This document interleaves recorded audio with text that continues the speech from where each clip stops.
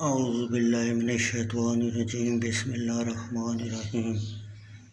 سیدنا عثمان غنی رضی اللہ تعالیٰ عنہ، اگر تمہارے دل پاک صاف ہو جائیں تو تم اپنے رب کے کلام یعنی تلاوت قرآن سے کبھی سیر نہ ہو۔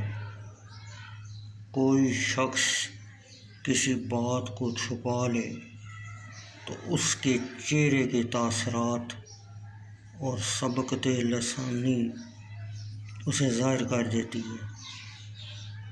دنیا کی فکر دل کو تاریک کر دیتی ہے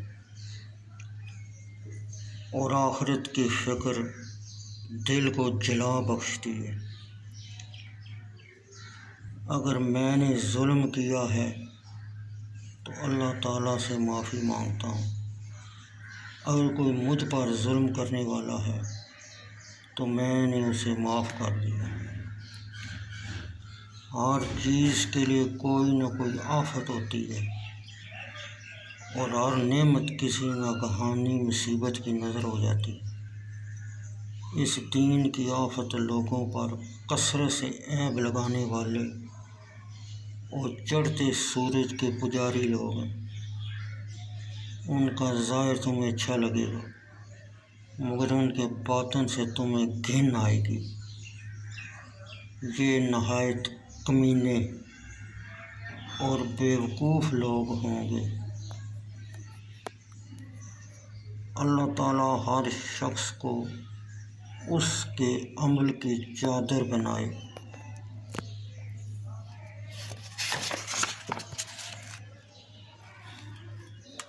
مومن کو 5 قسم کا خوف ہوتا ہے۔ اللہ تعالیٰ کا خوف کہ وہ اس سے ایمان کی دولت چھین نہ لے، اللہ کے مقرر کردہ کاتبین کا خوف، مبادا وہ اس کا عمل لکھ لیں جس کی وجہ سے قیامت کے دن رسوائی ہو،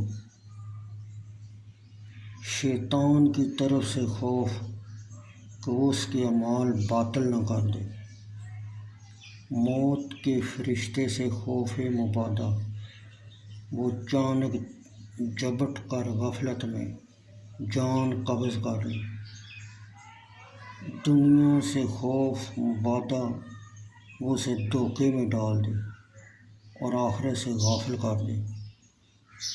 میں جانتا ہوں کہ یقیناً اللہ تعالیٰ کی پیدا کردہ چیزوں کی کوئی مثال نہیں، اور یہ بات کسی انسان کو یاد کرانے کی ضرورت نہیں۔ آرام طریقے سے حاصل ہونے والی تمام پسندیدہ لذتیں ختم ہو جائیں گی، صرف گناہ اور شرمندگی باقی رہے گی۔ بدکار آخر کار برے انجام سے دوچار ہو کر رہے گا۔ جس لذت کے بعد آگ ہو بھلا اس کا کیا فائدہ؟ انسان کو اس کے دل کی بے نیازی بھیک مانگنے سے روک دیتی ہے، چاہے یہ بے پرواہی اسے کاٹ کھائے اور بھیک نہ مانگنے کی صورت میں فقراء سے کتنا ہی شدید گزند پہنچائے۔ تم پر کوئی بھی مشکل آ پڑے اس پر صبر کرو، کیونکہ مصیبت چاہے کیسی بھی ہو اس کے بعد بہرحال آسانی ہے۔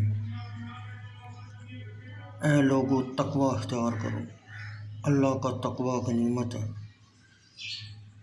سب سے زیادہ دانا وہ ہے جو آپ اپنے آپ کو سنوار لے، موت کے بعد زندگی کے لیے محنت کر لے، اللہ کے نور سے قبر کے لیے روشنی کا سامان کر لے، اور اس بات سے ڈرے کہ